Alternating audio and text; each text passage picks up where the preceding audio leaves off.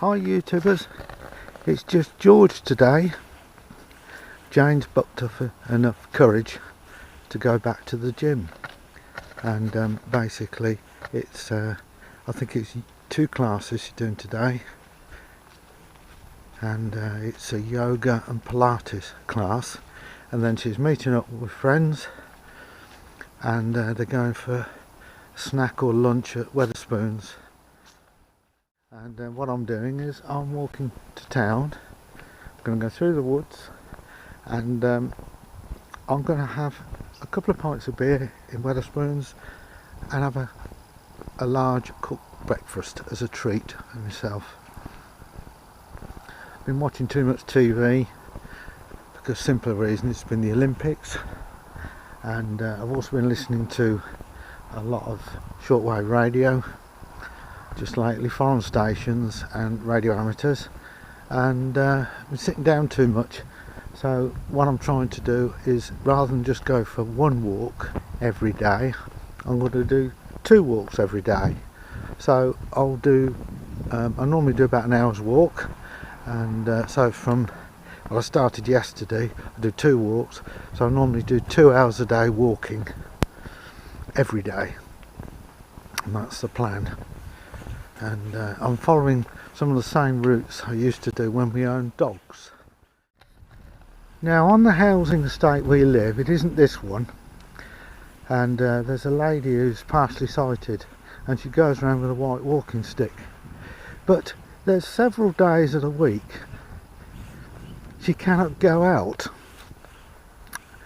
and to most people it's not an obvious one, but to me it is. And it's to do with rubbish bin day. So on Monday or Tuesday, the bins get put out on the pavements, so that's the day of the week she can't go out, because she knows her way around the estate by feel and what she can see. Now when the bins are put out, they're put out on the pavement, and they're scattered, and if people don't put their bins in that day, it means the second day, say like Monday's the bin day or rubbish day or recycling day, you imagine the bins are put out, people forget to bring the bins back in, so like Monday she can't go out for a walk, and then on Tuesday she can't go out for a walk, because simple reason is it's such a hazard to her walking around the estate, because she feels a bin and thinks it's a wall and can walk across a road. So it's quite dangerous for her. It's not something people think about.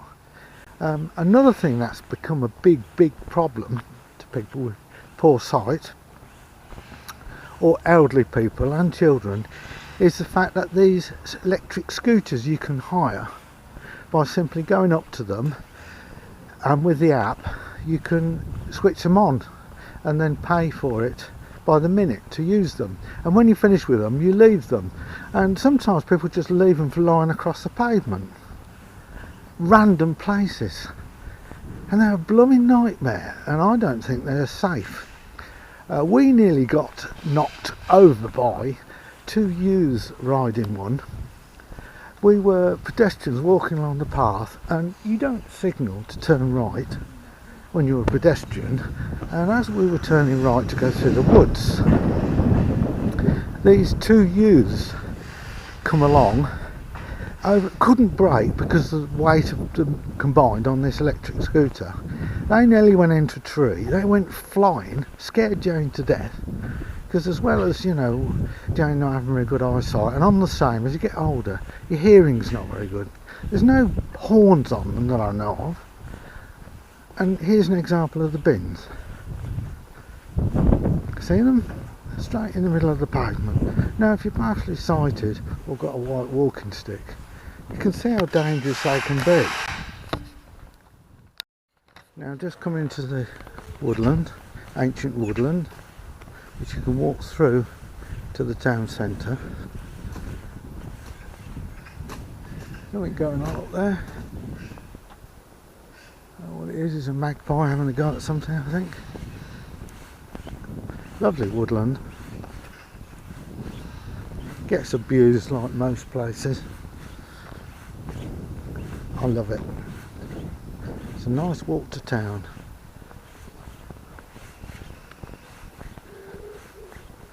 I think it's about 20-25 minutes to town, depending which path you take through the woods.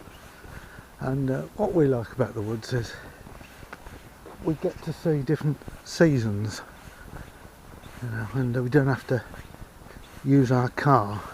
Parking is very cheap. I think it's 60p or £1 for 2 hours, which is ideal if you're shopping. And I just love the woods, and this is one of the woods I was a volunteer. So I got really, what's the word, intimate with the woods. I knew a lot of the back paths where there's wild orchids growing and where the deer are, and one thing or another in the woods. Can be problematic at times where people are homeless who set up camp in the woods, and then sometimes it can become a little bit unsafe, but they are absolutely stunning woods. So I used to be a litter picker in the woods, and I also do coppicing in the woods.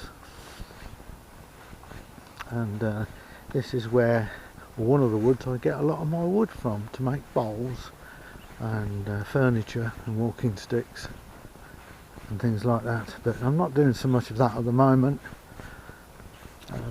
Very simply, most of my tools and chisels are packed away because we are trying to move house and downsize from a 4-bedroom house to a bungalow.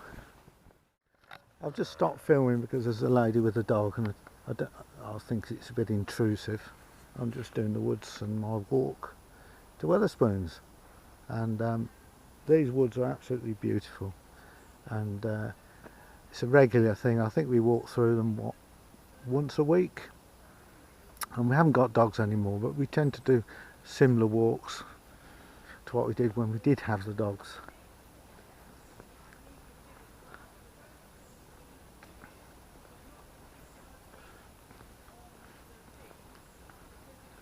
There's another people behind me, so I'll stop the camera. It's not fair to record. I don't record children for obvious reasons, but I love these woods, and you become intimate with them if you've worked in the woods. You know where the hazel is to coppice.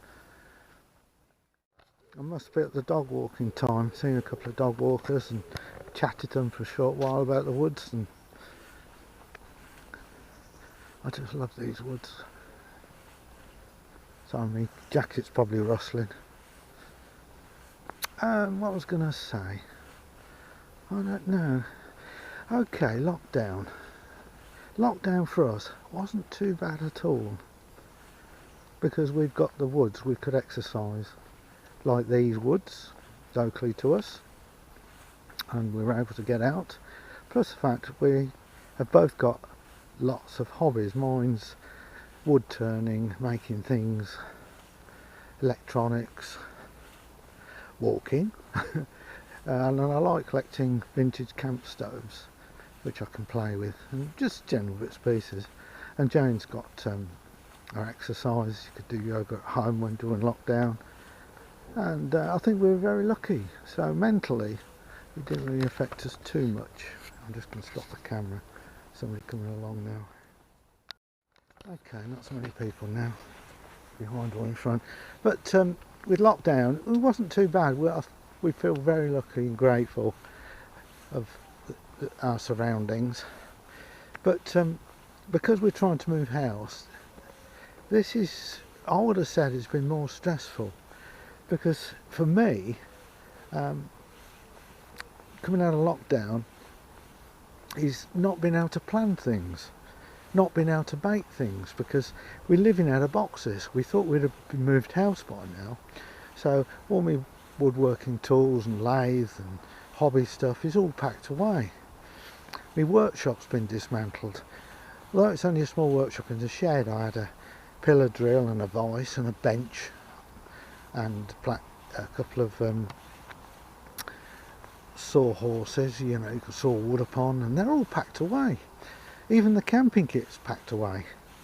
And We sold our canoes because we didn't use them, and so we've still got our life jackets and all the canoeing kit, and it's all packed away. And same with cycling, camping kit. You know, and I come home and if I'm not careful, I can end up, well, editing videos for YouTube, but physically sitting watching television and not knowing when we're going to move. Keep filling in forms for the solicitors, and I'm trying to save some money to help with the move, not knowing when we can book a van to move ourselves, removal van. It's all up in the air. We're told not to go, if we're going on holiday, we've got to let the solicitors know. It's just horrible, you know, moving house. I thought it'd be a lot easier with computers and things for paperwork, but it's been dreadful. You know, it could fall apart at any minute, and I don't know what we do. We could end up putting all our stuff from the house in storage and living in the motorhome. The neighbours are trying to sell theirs as well, and the chap at the back. And the way it's looking at the moment, it could be Christmas. And this is more nerve-wracking and stressful than the lockdown. Because I can't get on with my hobbies, I can't get on with my projects. I'm turning projects down, I'm turning repairs down for other people. So, yeah, that's why I may sound a bit down at the moment. But look at this. Now, just looking at this tree here, look at that. And there's a pigeon. And you can hear the traffic.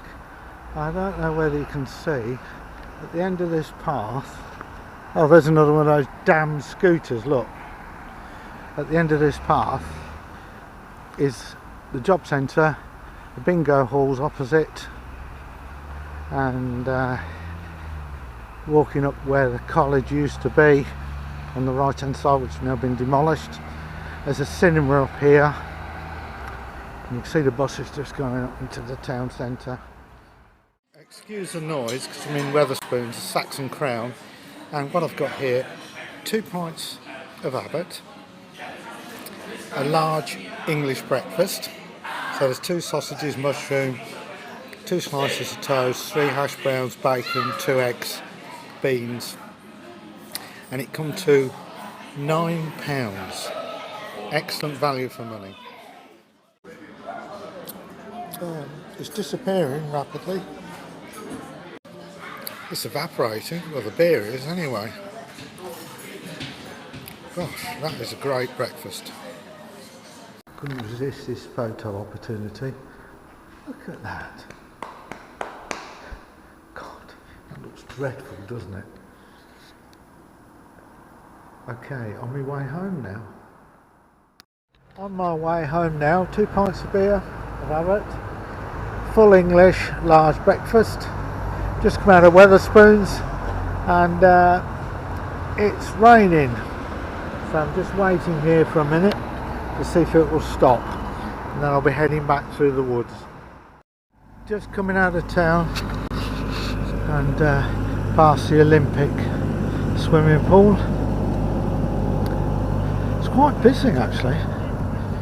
There's some interesting features of the town, and there's one of these damn scooter things again. They're everywhere. This is the Olympic swimming pool, and then just past that is the woods again. Okay, just coming into Corby Central Park, and this is the woods that leads down to the what I call the boating lake. It's illuminated at night, which makes it a lot safer for people. Ancient woodlands. Oh, I absolutely love living in Corby. There's not many towns and places like this left in the UK. Absolutely stunning woodlands. Mind you, I think the beer's speaking now, so apologies. Just coming up to a sculpture I call Nigel.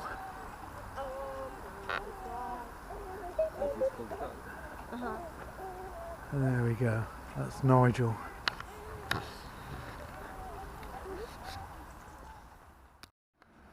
Well, that's some really good news. The cafe at the boating lake is open again. Different owners, I think, but that's really, really good news. I think it's going to be officially opened in the Daily Telegraph, but that's brilliant because we love this place.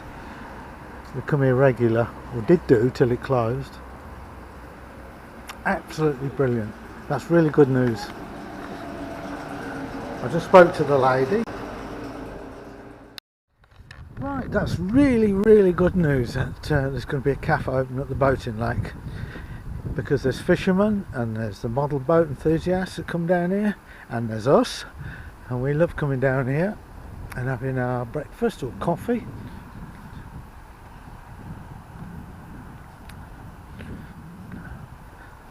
Oh, now if I'd have known this was open, I would have had my meal here, my cooked breakfast here rather than in the town. So that is really, really good news. Jane will be pleased about that. It's a pity it's not the original people, but life goes on. And this is the new playground area. They've got like a pirate galleon in there now. And oh gosh, I absolutely love living in Corby. But I've had 2 pints of beer. I don't normally have that beer that time in the morning, but I have today. And here's the chap coming along with his mobility scooter who clears up rubbish as a volunteer. Here he comes. Now, for those of you that don't drink, this is a treat for me. 2 pints of beer this time of the day. I don't normally do this, and it's a treat. I know there's a lot of you out there don't drink, but I do enjoy a good pint of beer on draft. Now there's looking back at the boating lake in Corby. I call it the boating lake. A lot of people may call it the fishing lake or whatever. I think it's absolutely brilliant. The beer's speaking now. There's some big fish in here. I'm not a fisherman, my son is. They aerate the water. There's something there, look. I can see there's fish there coming to the surface. It looks a bit muddy today, but we did have a lot of rain, and well, I love Corby.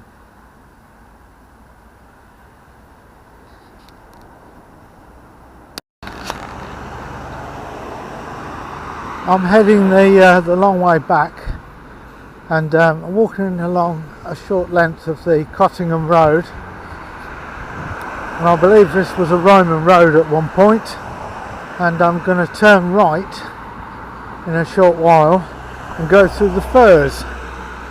This is where Jane and myself nearly got demolished by 2 lads illegally riding a electric scooter who nearly ran in the back of us, because we got to this junction and we turned right. And because you can imagine, as pedestrians, you don't signal, do you? You just do it. You don't expect to have an electric bike zooming up behind you at 20 odd miles an hour with 2 people on it, and then they find they can't stop because the brakes don't work. So this is where we nearly got wiped out when we went down here. Oh.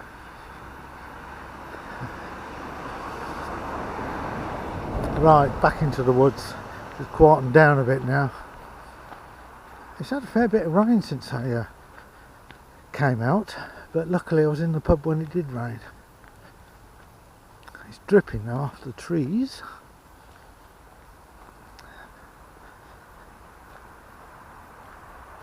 I think the camera battery might die shortly, so I'll switch it off and try and save the battery. Starting to rain again. One of the things I found in the woods, if someone approaches you and asks for money, I never give them money. I generally say to them, if it's food you want, I'll go into the town and I'll buy food, bread, cakes, sausage rolls, Cornish pasties, anything like that. I'm quite willing to give to them, but I won't give them money. The simple reason is then we may be, if we do give them money, we're funding their drug or alcohol addiction. But if they're generally hungry, I have no objection to buying them food. And it doesn't happen very often. It's only happened once in the past when I've been in the woods. And I will make an effort to give them some food or water or whatever they want, but not money. I will not give them money. I don't always carry cash, and if I've got about £1 in cash in my pocket, that will be about it. But I'm quite willing to buy them food. So it's something to bear in mind if you're actually, wherever you are in the country, whether it's or abroad, is if I want money, don't give them money. But generally, if they are homeless, they may ask for food or clothing or something like that, and that's a completely different thing to consider. Right, I'm just coming out the firs. Sometimes I call it the pines, and I've got to go across the main road, which is a 20-mile-an-hour speed limit, believe it or not, especially because it's still in the town, and I've got to go through the edge of the woods, which I'm doing now. Alright, I've just come across the main road, come out the firs, get over the fence, and this just scouts round the edge of the woods, and I'm heading back home. So I hope you enjoyed this video. It's I don't know what to call it really, because it's sort of a George's waffle. Maybe it's George's adventure waffle, I don't know. But whatever it is, it's been a treat for me, and I've really enjoyed a full English breakfast cooked at Wetherspoons, and 2 draft beers of Abbott, which is my favourite beer, and for £9 the lot. And I'll put some photos of the breakfast into this video, and it's been excellent. And I'm walking up the side of these houses and the edge of the woods, and I can hear red kites calling. We also get buzzards, woodpeckers, muntjac deer in these woods, and they're right in the town centre. Right, almost home, but this is a Fiat Doblo like mine. It's been converted to a small motorhome, and there's obviously somebody sleeping in it. There's curtains up and things like that. I've noticed it's been there a few days, so they're wild camping. Once again, thanks for watching my video. Please subscribe and like, and this is George's Moan and Waffle, as Jane is busy doing her yoga and Pilates lessons, as well as going to the pub.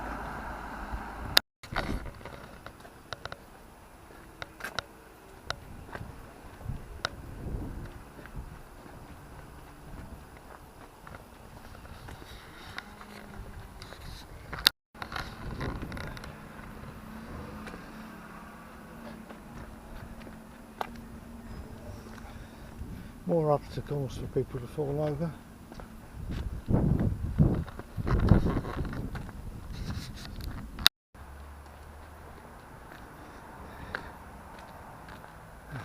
Walking the road now, I suppose.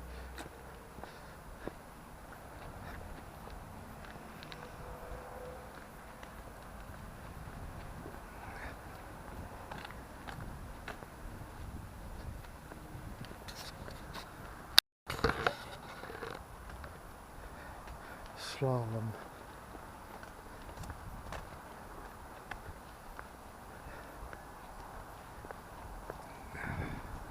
Bins, bins, bins everywhere. Bins,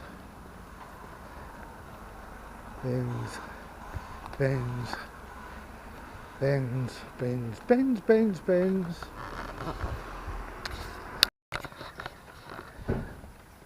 Here we go, there's a good example. Bins, bins, bins, bins, bins. Either move the bins or you walk in the road. Bins, bins, bins, bins, bins. You can see